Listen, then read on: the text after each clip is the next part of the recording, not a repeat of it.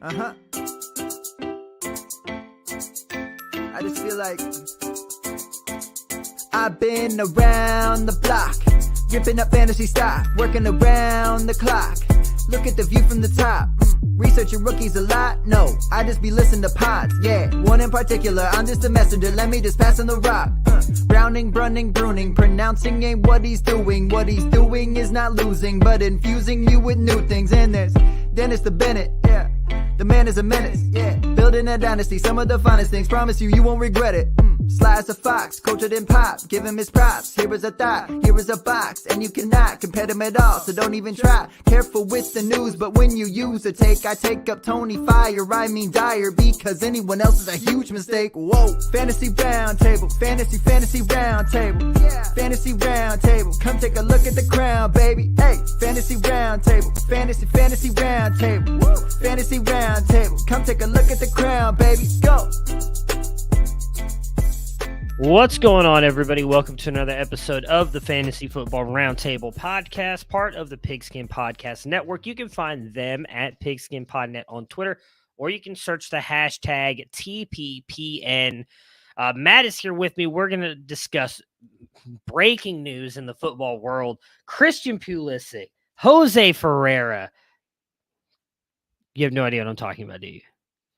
The real football, baby. The USA announced their team that's going to the World Cup. I can't wait. But I know that's not the football most people care about, unfortunately. But it's not even football. It is football, soccer. Sir. How dare you? It is football known around the world as the most popular sport in the world. US just decides they want to be different. But I am excited about that. 11 days, I believe, until the first game kicks off. There's going to be a lot of not football watching going on in my house from like November 20th till right around Christmas, I think is when it ends. So I cannot wait for that. But anyways, we will be recapping the Monday Night Football game between the Ravens and the Saints. We're going to discuss a little bit about the Josh Allen injury, and then it was the Ravens and the Saints, right? Now I feel like I said that wrong. Okay. It was the Ravens and the Saints, yes. And then we will preview the Thursday Night Football game between the Atlanta Falcons. It was so memorable. I don't know how you forgot it. I'm going to be honest. Didn't watch a single second of it. I watched some. We were at a pizza place, so I flipped it on, and I watched the end of the game with my father-in-law. So it was definitely interesting. There was like 6 minutes left. I came home and I ran back to change because they kicked a field goal. It was like 20-6. And I come back from changing. It felt like it was like 3 minutes. I changed, came back. It was 27-6. And I was like, okay, I guess something happened here. Yeah, I was I won't even lie. I'm not going to pretend to hide it. I was watching Love is Blind. I am obsessed with that show. I love other people's drama. I'm going to be honest. I like to silently judge people from my couch as well. And so I was all excited. I was watching that. I was trying to, I think the last two episodes released today. Maybe that's what I'll go watch. We were just talking right before the show that I'm looking for something to watch before Debbie debates. And that's what I go watch, the final two episodes. I need to know if Barty said yes. I need to know if he said yes. And I'm about to go find out now, actually, after this is over. You know, and the person you should be talking to is Ricky, because he also loves that. He got the season of screeners. He watched them all in one day before the show ever dropped.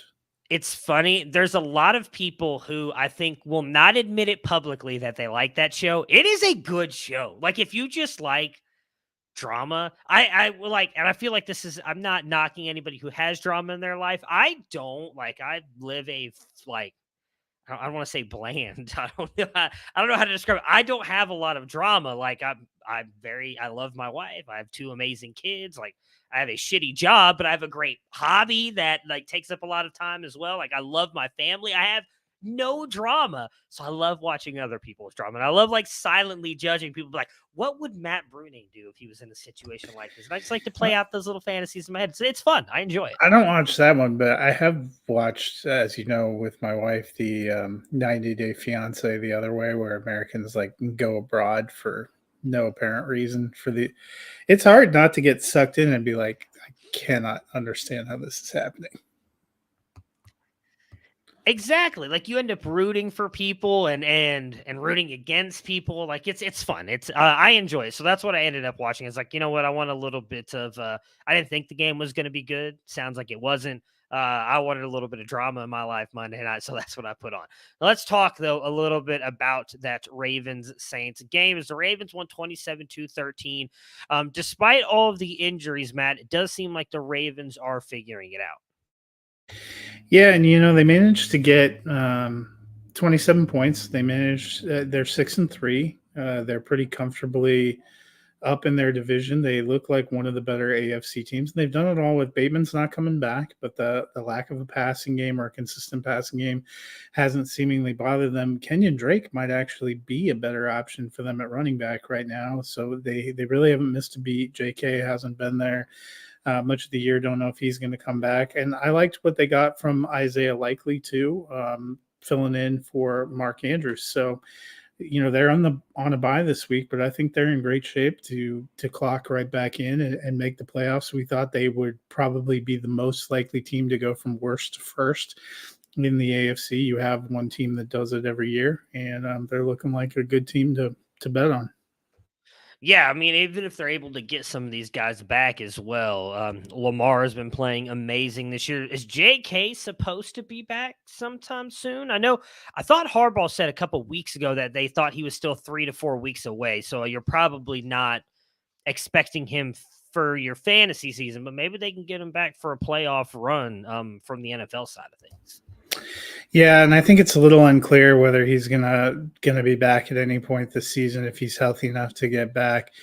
It's going to be a lost season, but Gus Edwards should be able to bounce back and be healthy. He was out with a banged up injury, but Kenyon Drake's actually looked pretty good, not just for the Ravens, but for fantasy too. It's shocking.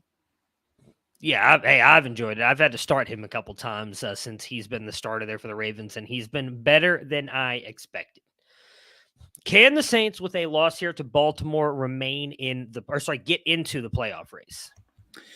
I like what Andy Dalton's done for them. We know Michael Thomas gone for the year. The last 3 years have been rough in the offseason too, but they really haven't gotten much out of him. I like what Chris Olave is doing. He's been carrying that passing game. I like what they're getting out of Alvin Kamara. He seems to be able to better utilize all of his skill set with Andy back there. They seem to be a better team. Juwan Johnson's interesting. They've had some contributors. The best thing going for them is the NFC is pretty weak, including their own division. They're 3-6 now. That's not great. Couple more losses and they will play themselves out of it. I think they're right on the cusp. If they can't get a couple of wins, they are going to play themselves out of it. We're seeing that in the NFC West this weekend. The 3-6 Cardinals will play the 3-5 Rams. I personally think whoever loses that game is donezo.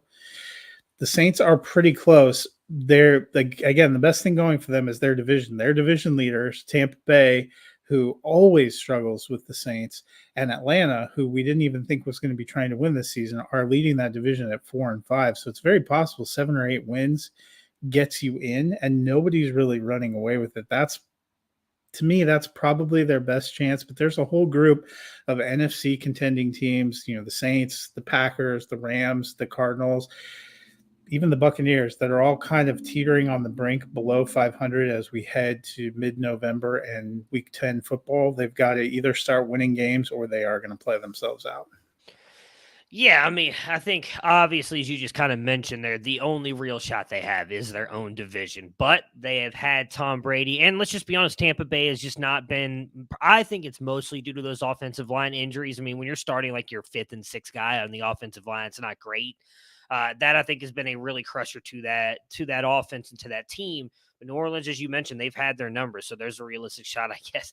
As crazy it is to say that we're sitting here going into what is this Week 10, and they're 3-6, and they still have a shot to win their division and possibly make the playoffs.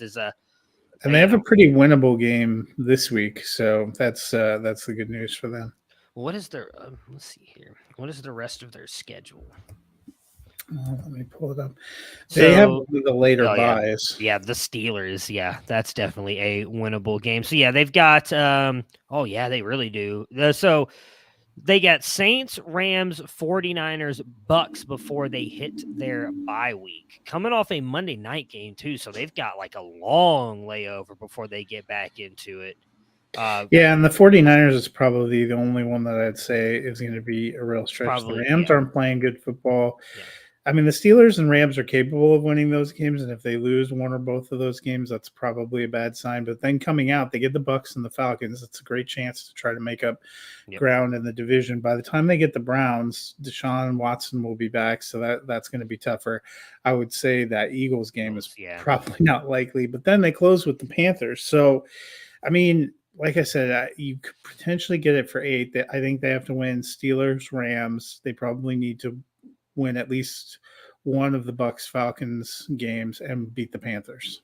Yeah, I mean, if you go heading into your bye week, there's a realistic shot that they're 6-7, as you just mentioned, because they could easily beat the Steelers, Rams, and I think Bucks. So then really the 49ers game's a toss-up. They could either be going into their bye 6-7 or 7-6.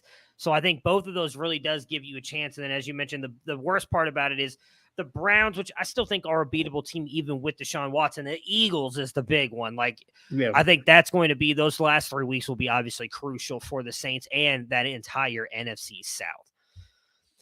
Speaking of the Eagles, who are considered the best team in the NFC, so widely considered so far this season, the AFC's best team has been the Buffalo Bills and Josh Allen.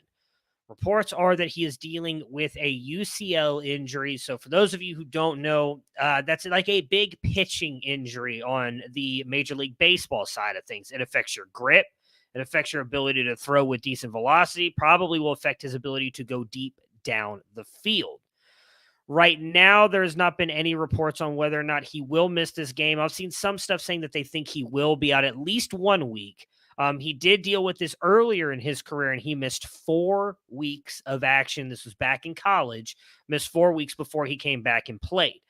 We have not gotten any update on the severity of the sprain or anything. They just say the sprain. It's not a tear, which the sprain is technically just a small tear, but it's not a complete tear where he needs a surgery a la Ben Roethlisberger.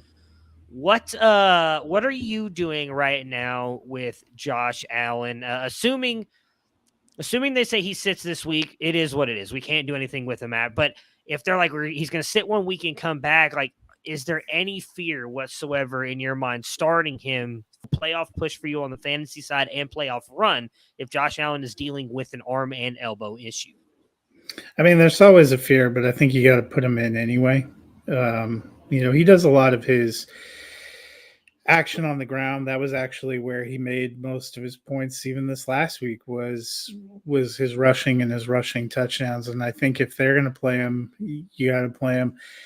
I'd be more leery about this week since he's coming off of, obviously an injury situation, and they're a little bit questionable about whether or not he can even suit it up. This is the week I'd be a little more cautious. It'll be interesting if they have Case Keenum. I actually think Case Keenum could be decent here going against his former team, the Vikings. This is a pretty big game, and the Bills are in a pretty big crossroads. The 2 losses they have are in the division, which is a really grim sign for a division that's uber competitive. There's 3 teams with 6 wins now in the AFC East, so they really need to truck along, and I think if Josh Allen comes back, he's going to be aggressive.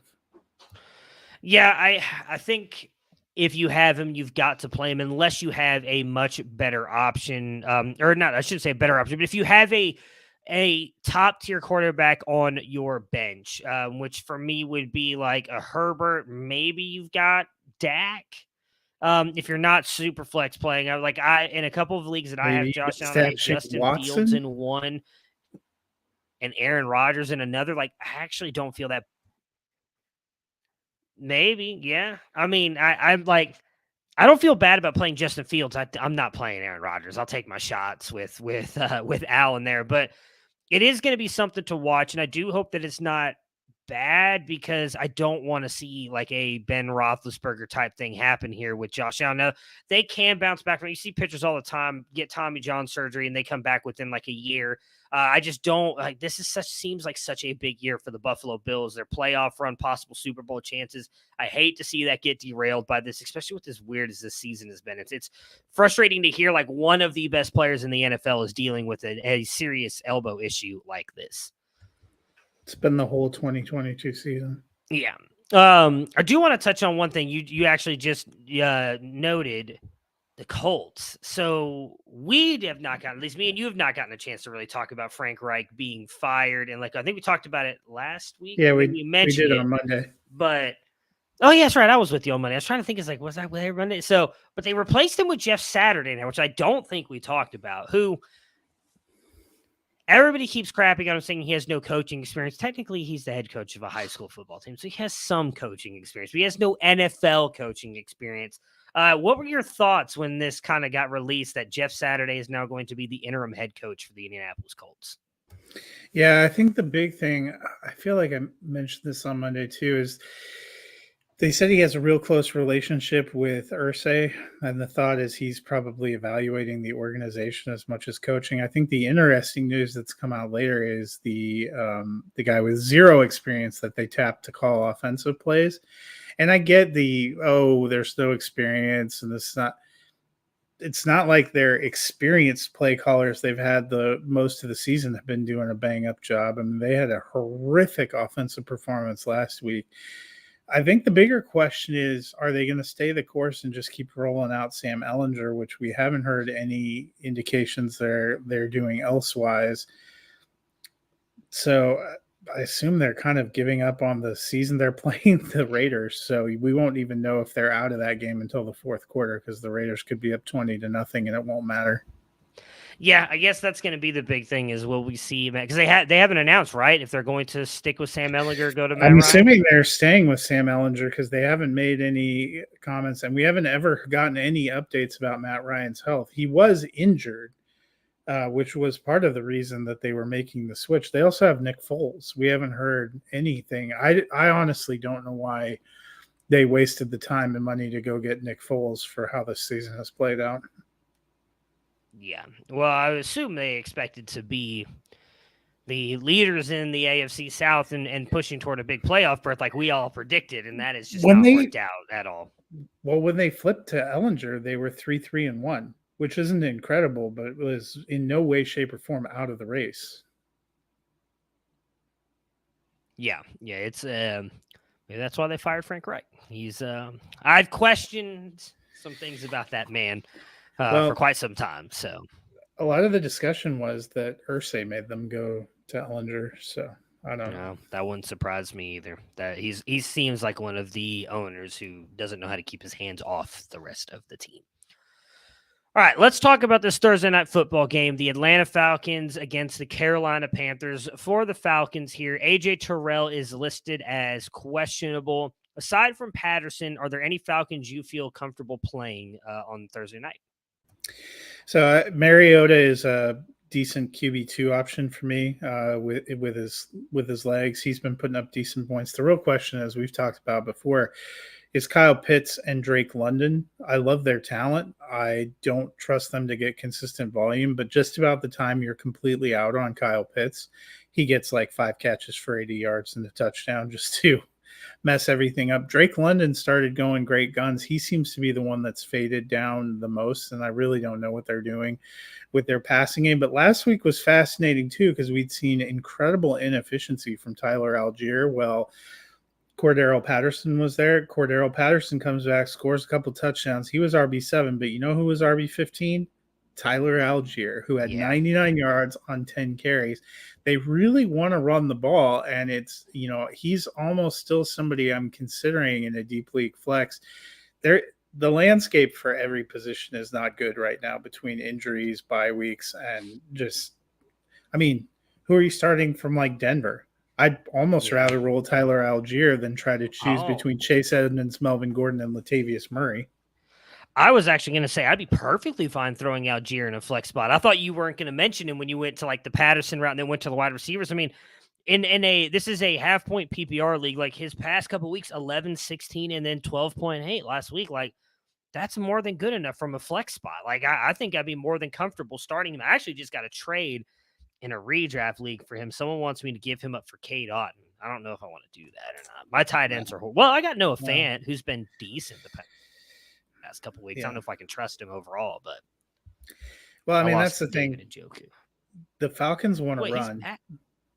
Yeah, I thought Njoku was going to be back this week. He might be. But yeah, the I thought Falcons they want to said run. coming Yeah. off the bye. And I think they'll be able to grind it. Let's be honest. This Thursday night game, we've had some pitiful matchups. This might be the pitifulest. Yeah, I mean, well, so here's the bad thing, though. Is like we say, yeah, you can start Tyler Algier, you can start Cordero Patterson because this is going to be a bad game. And then Tyler Algier is going to get like no work because this is just going to be a horrible game. Like, I just have that. This is one of those feelings where like this is not going Or to end it's up being some like cool. 45-48 shootout, and it's all these B League wide receivers. This is the Brian Edwards 3-yard game. Yeah, or Kyle Pitts or Drake London goes off after everybody finally benches him because he hasn't done anything, and you're starting Tyler Algier to get you 4 points. Oh. Yeah, that's what's coming for the Falcons. On the Panthers side here, Rashard Higgins is questionable. Who do you think should be the starting quarterback for the Carolina Panthers tomorrow night? I mean, I was fascinated that Wilkes said they're staying with Walker. I don't know if it's because it's a short week, but it's not like Baker is any less familiar with McAdoo's offense. Walker looked horrendous in the first half, and they replaced him with Baker, who looked really good. I don't know why you wouldn't give Baker a shot again because you went and traded for him. The only thing I can think is maybe they're worried about what it does to DJ Moore, because when Baker's been in, DJ Moore is his fantasy value seems to be dead. And the one thing we would say about PJ Walker is he knows who to get the ball to. I just don't trust, maybe you're playing Donta Foreman, especially given the running back situation. Chuba's potentially back. Their offense is not good. I would like to play DJ Moore, and I probably still am playing him as a low-end wide receiver too, but you could get wide receiver 1 production, you could get wide receiver 5 production, and that's the terrifying part about taking a gamble on these. It's Thursday night. I mean, you have the whole rest of the week, and that's where when I'm sitting there, how excited am I to gamble on DJ Moore and Drake London and these crap show pass games when I know I have 13 other games to tap from. Yeah, that's that was our fear last week, right? Like we had this discussion about DJ Moore, and I benched Damian Pierce, and then Pierce goes off, and DJ Moore unfortunately just like completely shits the bed. That is a 100% what I'd be worried about. Like I don't know. I think at this point, I'm just fine benching DJ Moore. I just don't think this is going to be his season. And like if he goes off, I think that's bad. Like it's a good process, bad result kind of thing. Like I'd much rather look down at my bench and see, oh, okay, so DJ Moore outscored whomever you have in your flex spot by 5 or 6 points. And you're like, oh, okay, well, I could have had that, compared to looking at your starting lineup and realizing you left a guy on your bench because you put DJ Moore in your flex spot and they scored you like 20 more points than DJ Moore because he only got you 2 that week. Because he's had more, like I'll pull up his thing. He's had more bad games than he has good ones. Like it's just been a weird year. Even when PJ Walker first came in, 6, 11, 2, 9, 8, 2, and then 16, 27, and then 3 last week. And those 16, 27 were all PJ Walker. And so I don't know. Like it's not a bad. I think Steve Wilkes has DJ Moore on his fantasy team. Sure, and he's like, I don't care what Walker looks. Baker still hasn't figured out that I want him to throw the ball to DJ Moore because it's uncanny. He throws it everywhere but DJ Moore. I don't understand. I mean, it's gotta be. I think it's just Baker is, for whatever reason, I don't know if it's hesitant to do it because he wasn't like that in Cleveland at least 1 year, really the first year. I don't know if you remember this. This is back in like week 2 or week 3. The reporters asked DJ Moore about getting open because Baker had like made a comment. I don't think he was like calling anybody out, but he was saying like, if they're open, I'll throw them the ball. And they asked DJ Moore, is like, well, are you getting open? And he's like, well, being open is different interpretation to every quarterback. Some quarterbacks can see half an inch is open, and some quarterbacks need to see 3 or 4 inches for open. You're just like, yikes. Like I do think DJ Moore is one of those guys where like he creates separation with in route, but also at the catch point to get the ball. Maybe Baker's just not willing to force it in there for whatever reason. I don't know. But it's one of those things where I think DJ Moore is unfortunately, like I've moved him onto my bench, and it's just one of those things where like if he puts up another 16, 20 points, it's just like, well, like would have loved to have that, but I would much rather just not take the risk of getting 5 points from you because Carolina's just a bad team right now. I just think that part of it is what it is. I am taking, though, the Falcons to win the game. Yeah, Dennis says he's taking the Panthers at home. He is a braver man than I. I'm also taking the Falcons. I'm starting to lean toward the Falcons might be the team that wins the division. I wouldn't be surprised because they've been the most consistent. Like, I think that's what matters. Well, and imagine like the first playoff game being the Falcons playing either probably Dallas, who will be the top wild card. Yeah, that'll be fun. R.I.P. Well, yeah, Atlanta Falcons season. Yeah. That really, really hurts all my Desmond Ridder shares, as I thought he was going to be starting by now for Atlanta. Well, and on the flip side, Matt Corral breaking his foot, I still think he'd be the one that's getting a shot. Yeah. There is talk he's out of the boot, if they want to try to. I think they put him on season-ending IR, though.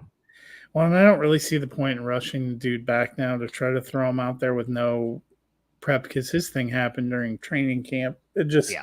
Sam Darnold, we keep waiting for him to come off too because it wasn't supposed to be that bad of an injury. Now you're on week 10. I don't know if they just decided that maybe they like PJ Walker.